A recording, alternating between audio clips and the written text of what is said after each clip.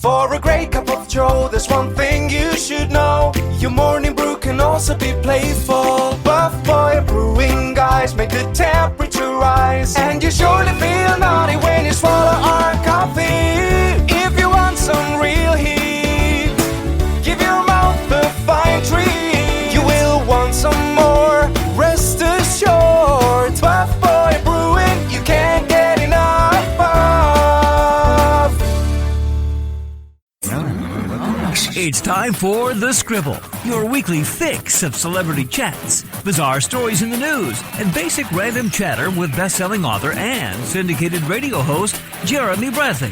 Make sure your seat is in the upright and locked position and your barf bag is securely in place. Here's Jeremy Bradley. Thank you very much, Larson. Jeremy Bradley here. This is The Scribble, and Happy New Year to you, everybody. You know, I knew that I had a noisemaker, you know, one of those horns, party horn things. I scoured the office. I knew it was somewhere, and so I found it. And then I started blowing it just to, you know, piss off everybody. And I didn't realize it, though, but that noise, that sets off my dogs. And so I was going to do it at the top of the show. Even though they're not in the room with me, my dogs would still go nuts, you know, across the way. So just know, everybody, that for the new year, I was going to blow it for you. Okay, so on the subject of New Year's, this is also the time for those dreaded New Year's resolutions, right? And there's no debating that you're not going to keep them. And I guess the question is, first of all, why do you make them? Really, it's a punishment to yourself, because if you wanted to change something about your life, and it's always the same things, right? Better with my money, you know, less time on my phone, stop smoking, eat better, work out more, blah, blah, blah. If you wanted to do that, you don't wait for the flip of a calendar, because that's just, it's no different than when you got a paper that you're doing for school, and you leave it to the last minute, because it's like, well, I have to do it, and the crunch is on, and so now it's do or die.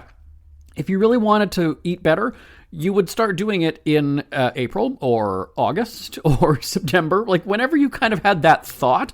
I'm not sure why there's a deadline on it, like it's a school paper, right? Like this is that because I flipped the calendar now. Now people use the excuse after the holidays because you want to get that one last holiday season gorge. Is that the word? You know, you just want to eat everything, eat shit, and just eat some.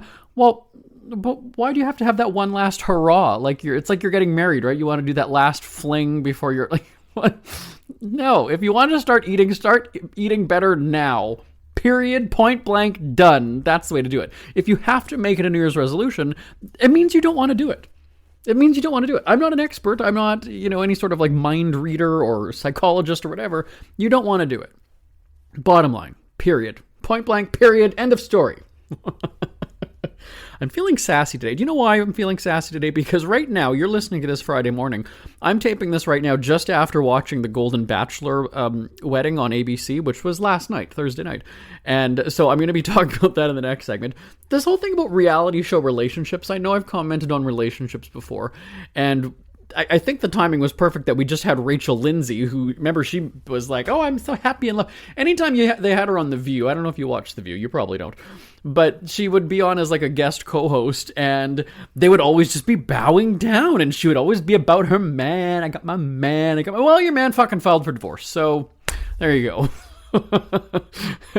And it's interesting because she'd previously talked about how the relationship was kind of like rocky or whatever, and that's fine. I'm not saying that that's just a symptom of being on The Bachelorette.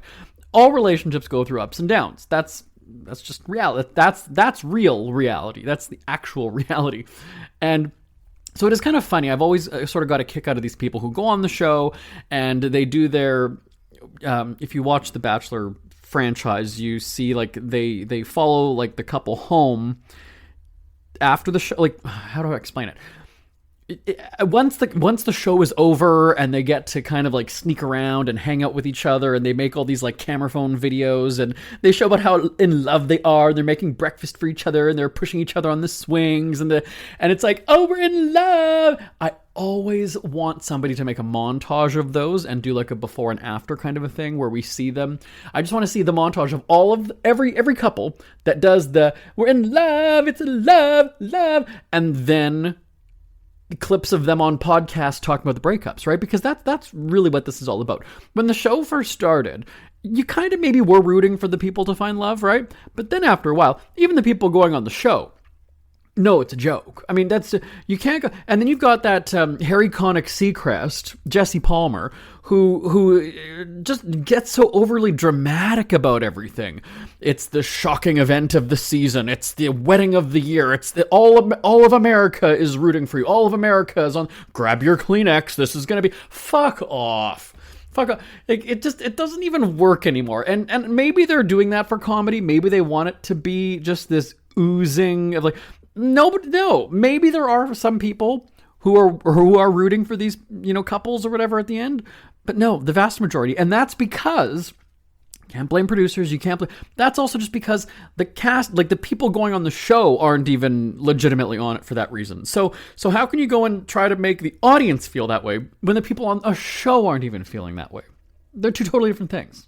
Right? So I'm going to go on an even bigger rant about the Golden Bachelor wedding that was on TV last night, coming up in the next segment, and then that New Year's resolution thing coming up after that. So more on the Scribble right after this. Isn't it crazy that you wait for payday, but before you know it, you're strapped for cash again? It's time to stop blowing your money and become a smart spender with the book, The Official Guide to Being an American Cheapskate at cheapskatebook.com. Learn simple ways to cut costs at home every day and during special times of the year. Don't go broke at Christmas. Don't remortgage the house for a fancy vacation. The book is filled with tips to save you money throughout the year. Check out the best-selling book, The Official Guide to Being an American Cheapskate at cheapskatebook.com or on Amazon and iTunes. All right, JB here, back on the Scribble, the Golden Bachelor. We should actually even check this morning to see if are they still married or have they already split, right? Because there was a tabloid report that they had some kind of drama about a prenup leading up to the wedding, and I kind of thought, what do these people have, first of all? Like, the fact they're going on this show, I mean, different if one of them is inherently wealthy, beforehand. But it was also funny to kind of see after the finale of the actual season of the show that Gary, I don't know if it was the New York Times or LA Times, one of the publications did this sort of deep dive into like who this guy was. They say that he's this retired guy. It's like, well, he was working. When you checked his like LinkedIn page or his resume or something, it's like he retired from one, career or one lifestyle, but he was still working. And so it's kind of funny how they go and say all these things and how he has dated since the wife died, but yet it's like now that he's ready for it. But here's the thing. I realize that, people mourn differently. There's no set time frame into when you're over somebody, right? I know that when my grandpa died, my grandparents were married. What was it? It was not quite 70 years. They married when he was 16 and she was 15. I mean, we're going back to the 30s maybe or whatever it was. So they got married as teenagers and were together. I mean, they were soulmates. So very different than the way relationships are nowadays. But, him dying, she never got over that. She lived, I guess, 11 years after he died. And she was never over him. And I mean, that makes sense. That would make sense because if you don't know your life without this person, right? I mean, when I say that literally her whole grown-up life, I know what the word literally means. Her entire adulthood was literally with this man. So I understand that, not being able to get over that. And this guy, I guess he married his high school sweetheart or whatever it was. So that's fine. I'm not saying that he should not be over her at this point because it was a few years now. But we also heard that he was very quick to rebound and start dating after she died. When we see him on the show still crying about the dead wife, that's where I'm kind of like, I don't know. Like, I'm not saying that you shouldn't have feelings for her and still be emotional, but it just makes me wonder, is this a replacement? Is this a fill-in? Like, if you're not entirely over the person, you're still mourning them, you're still grieving, is that right, first of all, then, to all of a sudden jump into a relationship with somebody else? Because maybe this is, I don't want to, I guess the word would be rebound in a sense. It would be a rebound. Is that fair to do to the other person? In this instance, his new bride, really. And secondly, the fact that they just wrapped up that season a few months ago to then all of a sudden jump in and go, okay, we are getting married 2 months later. I mean, we saw somebody on the gold carpet. They made it like the frickin' Oscars, by the way. This like 2-hour telecast when you know that only 6 minutes is going to be the actual wedding. So they have the gold carpet, and then somebody else, one of the previous couples was like, oh, we're getting married in 2025. This is a young couple who's got a lot of time, to waste, I guess. So that maybe makes sense. These old people, the clock is ticking, right? But I was sitting here going, yeah, maybe that's a little bit more well thought out. Now, whoever it was, I don't remember which couple that announced 2025, what's the likelihood they're going to make it to the altar? As we know, these couples don't have the best track record on the show. So, you give them a bit of time to maybe still learn more about each other, like what's your last name? And with this old coot couple, I mean, all of a sudden, it's like, well, we're getting married and it's going to be a primetime telecast because what? They're both broke and they want ABC to pay for it. So that makes sense. Fine. They get the rings for free. They get whatever. Remember, the rings have to be returned though once they split up. And I did a poll last night on Twitter, by the way, asking if people think they're still going to be together by April. We'll find out, won't we? I was actually going to do an option. I had two options, still together or split. I was going to put another one, widowed. I had some really good jokes. If you don't follow me on Twitter, or X, Twitter, at Jeremy D. Bradley. I had some good lines in there. At Jeremy D. Bradley on Twitter. So the interesting thing about these reality show couples, and you could go and say that it's the younger generation that's sort of bastardizing the whole concept of relationships because it's very transactional. It's very throw the person out, right? Like it's very swipe this way, swipe that way if you don't look, and then just move on. I've never viewed relationships that way. I've always sort of held on to, like, this is a person. It's not just somebody, it's not just a picture that you can scroll past. This is a human being. So I've always taken exception to that when people have kind of tossed me aside. I'm not even just necessarily talking about romantic relationships. I'm just saying relationships with people in general. That's your friends, that's your family, that's your coworkers, that's whoever. So I've always been the person to really, really fight for a relationship to carry on. So when a friend gets into a relationship, I realize that I'm not going to have their attention, their full attention, or as much as I might have had in the past. I get that. That would be selfish of me to still think that I could.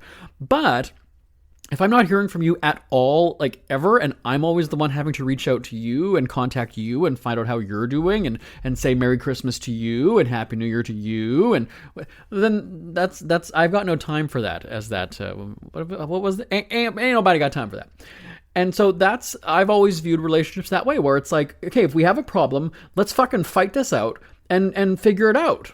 And not just throw it away, because you invest so much time and emotion and energy and love and money in some cases into somebody. So the fact that people can just go and throw that all away, that's always pissed me off, because I was always on the dumped end of it.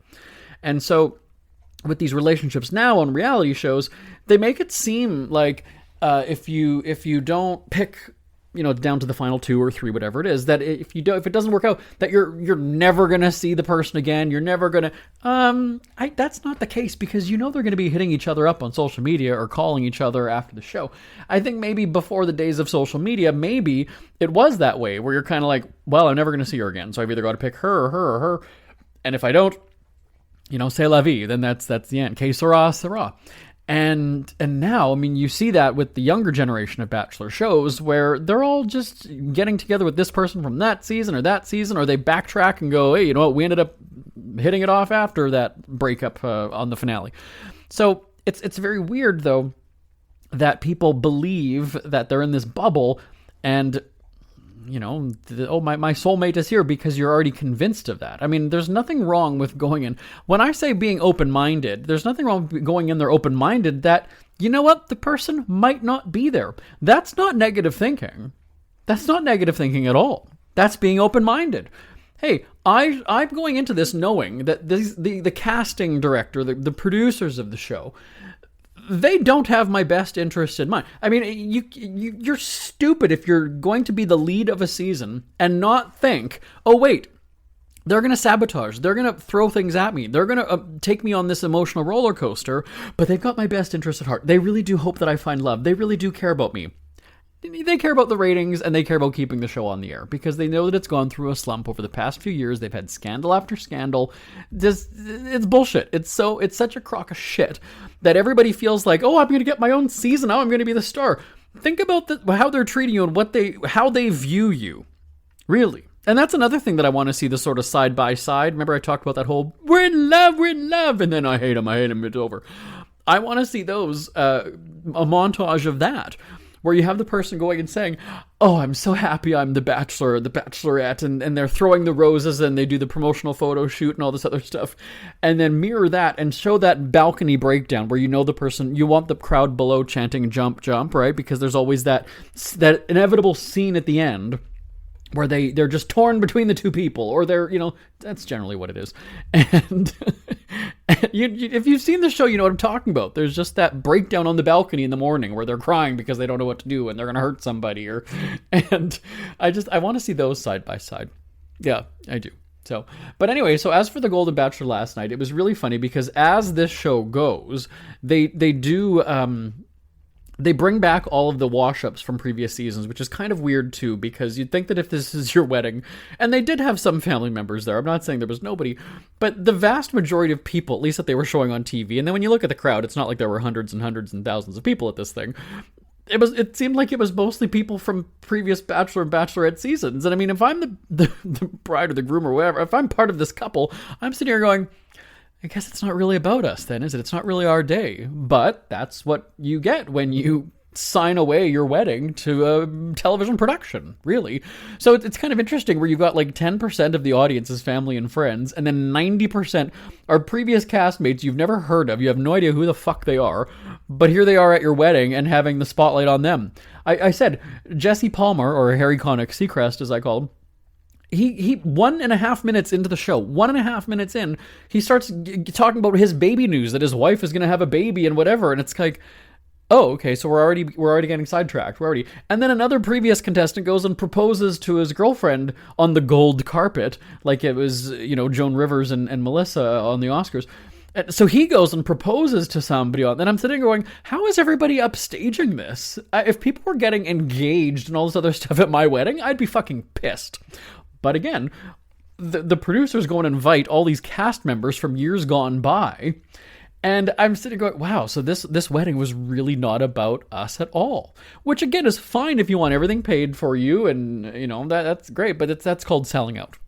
It's called selling out. It is. So, did you watch the show last night? Send me an email, tell me about it, live@jbonair.com, live@jbonair.com.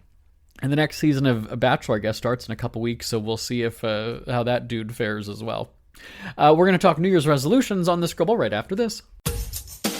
Ever had something to get off your chest but never had the balls to say it? That's a load of crap. Speak Free with JB.com is exactly what you've been waiting for. Your chance to tell it like it is and not care what anybody else thinks. Have your say on issues of the day. Join newspaper and radio columnist Jeremy Bradley as he tells it like it is. Hundreds of thousands of people have stopped by, including some well-known celebrities who have had a chat with JB and speak candidly about what's really going on in the world. You can join them too. Have a rant or a rave. Be brave and head on over to www.speakfreewithjb.com now. It's never too early to start thinking about your next holiday. Have you checked out Mexico recently? From tequila tasting, swimming with horses, to ziplining through the jungle and watching whales and dolphins in their natural habitat, Puerto Vallarta has it all. Visit mexico.jbonair.com to see all the fun PV has to offer. That's at mexico.jbonair.com for hundreds of photos, interviews, and videos from around the tourist hotspot. Check out mexico.jbonair.com for all the fun. That's mexico.jbonair.com. All right, this whole New Year's resolution thing. First of all, let me just say, I have not made a resolution since I was in school. It was an assignment. It was elementary school. I can see it in the classroom. We made a little booklet. It was grade, oh boy, it was I think it was grade 3. I was in grade 3. We had to do a book where every page had a New Year's resolution on it. And so I remember drawing a hand. One of mine was to stop biting my fingernails. And so I drew a hand, and then I had like a mouth or face or something, and I put the no sign, through it. So no biting fingernails. And I remember asking the teacher, I wasn't that kid in class that always had something, like I wasn't a smart ass. My mom worked at the elementary school that my brothers and I went to, so we couldn't, we had to sort of tread the line. We had to be good kids. But I was always that kid who had a lot of questions I wanted to know. And again, not just for being the sake of a smart ass, but I was genuinely curious. Fast forward to majoring in journalism and asking a lot of questions for a job. But I remember asking her, like, why do we have to do this? What happens if we don't keep them? Why do we make them? Because it was just New Year's resolution. It's just something that you do. It was just something you do. So fast forward to adulthood now, and everybody has the same typical ones. You know what they are, right? I'm going to eat better. I'm going to go to the gym. I'm going to stop smoking. Less time on my phone. More me time. Whatever it is. But it's strange how people see it as a punishment. Because if that's the case and that's your mentality, then it's not something that you want to do. You can say, I'm going to work out more, I'm going to get to the gym. But even in just, you heard that tone, the way I said it? Even there, that's like, you don't want to do it. So why bother? Yes, it's the right thing to do, to be active and to move your body more and to lose weight and whatever. But you don't want to. So, like, you're seeing it as a punishment. So New Year's resolution is a punishment because you're taking away something that you like doing for something that you're saying that you shouldn't do. And it's also in how we word things, right? Do you word it as, I'm going to eat better, or I'm going to eat less junk food, right? There's a mindset there. Because again, you can say that you want to eat better, but as my husband, my husband is he's a fitness model instructor, trainer. He's at the gym, all the time. And he's from Brazil, and I had to explain to him what a New Year's resolution was in the first place. And he said the same thing about the gym. He's like, well, then you would have started doing this. Like, why do you put a countdown on it? Why does it say, like, okay, it's almost like a deadline where it's something that you don't want to approach. You don't want it to, it's okay, it's New Year, now I've got to do it. Because if you really wanted to do it, you would be doing it in October or April, or, you would start doing it right now. If it meant that much to you and it was that important to change, then you would do it right now. You don't need a calendar to tell you to do it. And so when you're already reluctant, when you're already hesitant, when you're already forcing yourself because it's just going to be such a pain, a hassle, whatever.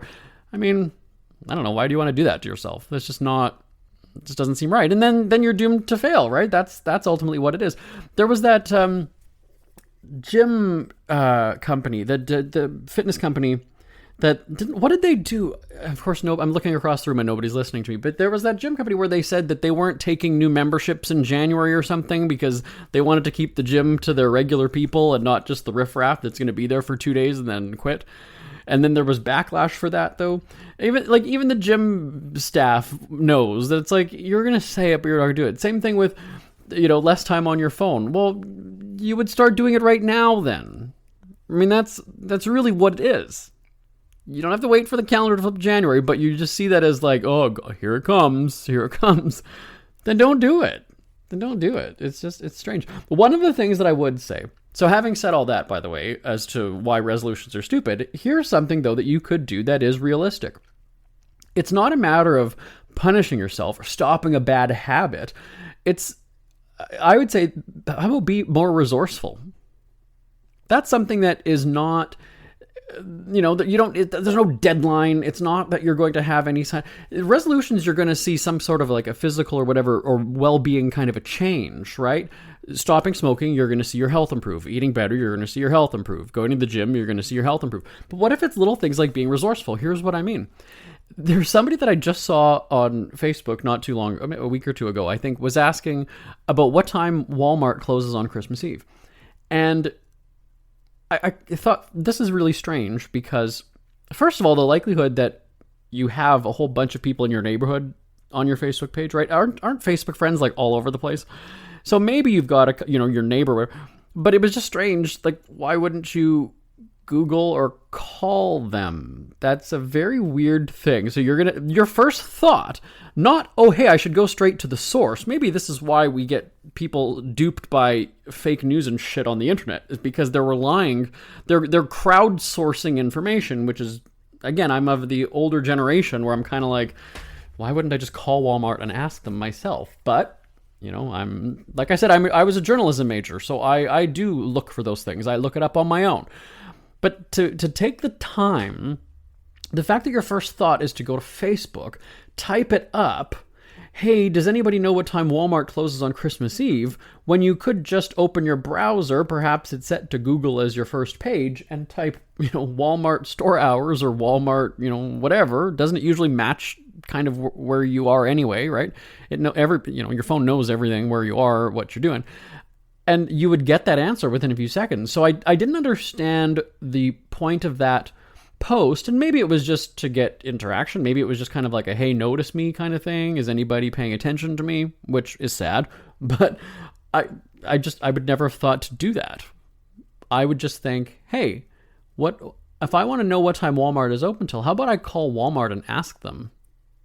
That just seems, so maybe it's more being logical, not resourceful, being logical. Well, I guess those are, maybe they go hand in hand. But so that would be a good resolution is, why don't I start doing more things for myself? That's really, or the other one is that, people go and say, well, I'll start saving money. Well, I'm sorry, you should have done that before the holiday season. So you go through the most expensive time of the year, right? Because you've got all of the, if you're gifts, if you're entertaining, if you're traveling, if you're whatever you do. I mean, the holiday season is probably historically, traditionally, the most expensive time of the year for people. So why would you, right after that, why would you, after you've just blown your wad, money I'm talking, for the last month, running around doing all that, and now you're going to say you're going to save money? I mean, make that a December resolution. Going into the holiday season, I'm not going to eat as much, I'm not going to do it. But it's great. You just gorged on, how many holiday dinners and got drunk on New Year's, and now I'm not going to drink this year. I'm not going to drink this year. Well, look what you just did to your body over the holidays, though. Is that your one last hurrah? So I laugh at people who have a resolution, because one, I know that they don't really want to do it, and if they do, good on them, but they're not going to.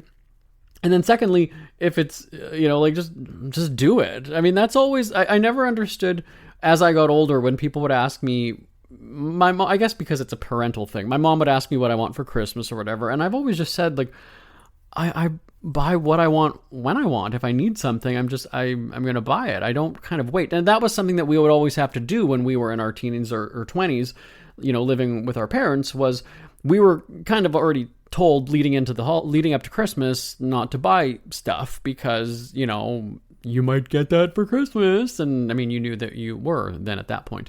But like, I don't know. I don't ask for things I don't want. So I'll just buy it for myself. And so, I mean, so spent, being more money wise, being like, just do that in December. I'm sorry. Don't, like, it's just kind of weird, right? That'd be like saying, oh, I guess I just already kind of said that. That'd be like saying, I'm going to be come Monday, I'm going to be sober, but I'm going to get shit-faced this weekend. Like, what that tells me is that you really don't want to stop drinking. You don't want to stop drinking. And that's okay if you want to drink every now and then or whatever. I mean, I'm not going to be one of those people who says like a glass of red wine a day. I don't have that kind of information. But yeah, I mean, there's nothing that I can say that I've pinpointed and said, okay, I'm going to, because if I really it's not forecasting. You're not forecasting and saying, okay, this year I'm going to do that. No, if I wanted to stop doing it on November 13th, I'm going to stop or whatever on November 13th. That's just, I don't know. It's one thing if you're putting a deadline on something. For instance, I can't even think of anything. Like I would say, if you're wanting to, what would be a big task that you would, saving up money if you wanted to do like a big home renovation or something. I mean, that's going to add value to your home, right? That's a good thing. So you could go and say, okay, by the end of the year, I want to have saved up $10,000. I mean, that's not necessarily a resolution. It's still something that you're aiming towards and you're working on, and right, like that would be something that's attainable. So I would say do those kinds of quote unquote resolutions, if we're using that word, because that's just more pleasant. It's more, I don't know. Tell me your thoughts. Do you make a New Year's resolution? What's the longest you've ever kept one? What do you have something different than the ones that I've just listed? I don't even really know that there are more than that. Like, that's what I'm saying, is that if it's something you want to change or want to do differently, is it considered a New Year's resolution if you start doing it in March? Like, is that, or does it have to be come January 1st? Like, I don't really know. What's the criteria? And like I said at the beginning, like, do people still do it? Is it even something that's still a thing? Because you know damn well, if you wanted to start putting down your phone more or less time on social media or whatever, I mean, you've had the thought for a while, you identified it's an issue, then why didn't you just start doing it then? Because you don't want to stop. That's the thing. Send me an email, live@jbonair.com. We hear you chirping. Get scribbling. Tweet up the Scribble at The Scribble Show. Join the discussion with Jeremy Bradley. It's all going down right now on Twitter @The Scribble Show and at thescribbleshow.com. My name's Jeremy Bradley. This is The Scribble. I will talk to you same time, same place next week. Have a great weekend. Bye-bye for now. Want more Scribble? Check out thescribbleshow.com for past shows, celebrity interviews, cheapskate tips, and more. That's at thescribbleshow.com and on Twitter @thescribbleshow. The Scribble is a speak-free media presentation. If you want some